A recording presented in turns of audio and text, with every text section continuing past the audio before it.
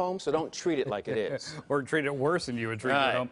Rosalinda Randall joins us now with how to be a good hotel guest. I'm always struck by, like, you're trying to sleep at the hotel, and then somebody decides to run the Indianapolis 500 down the hallway at like 1 a.m. That's always bad news. So you are a civility expert, social and civility expert, just how to be a nice civil person. I want to say something to you quickly. Okay, when I'm at a hotel, there's an old rock and roll song by a band called the Black Crowes. It's called Hotel Illness. And he says, "This room smells like hotel illness. The scars I hide are now your business."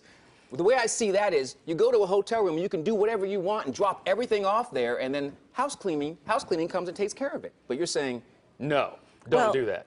You shouldn't, but you can. And if you're some rock star or wannabe and you can afford to pay for, letting you do anything you want, go for it. Yeah. But if you are going to indeed act like a rock star, then leave a tip. At least leave, $25 just, or at least $10 for each day if you're going to be a slob about it. Yeah, and there's certain things you can do. You mentioned hallway. That's one of the things, just after 10 o'clock at night or so, because a lot of people do travel on business or they're there for funerals. Right. You don't know. Keep your children from running down the hall.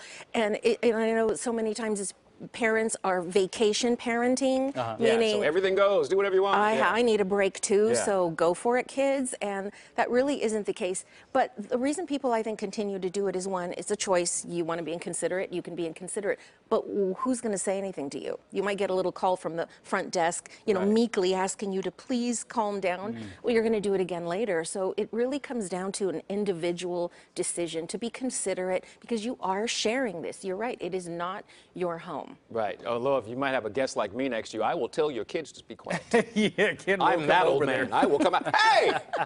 Get back in the room.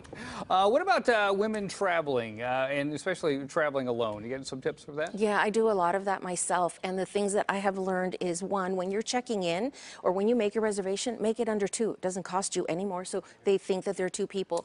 When you are checking in, if they go one key or 2, in fact, I was asked that yesterday. Oh, 2 keys, please. My husband or my sister will be joining me later.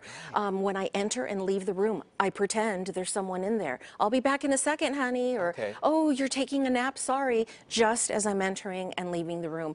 Other tips is, don't accept an adjoining room. It's a lock, but no, not on the first floor, maybe second to third floor. It's easy to break in. And also, if you want to open your curtains, you feel more comfortable up on the top floors. Some people say wear a wedding band, but that can also be intriguing to some people, or irrelevant to some people. One other thing, and no judgments here, but don't get drunk. You're alone. You have no backup buddy to watch you, to get you back to where you're supposed to be. So those are a few of the top rules. And also I don't want to mention the companies, but those companies you call on the app and they pick you up and drive you places.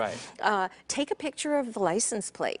That is something, and remain in contact with your loved ones so they know what you're up to. Where you're going and all that stuff. And then the last thing, something I never do because I just don't think it's very clean, poolside etiquette at a hotel.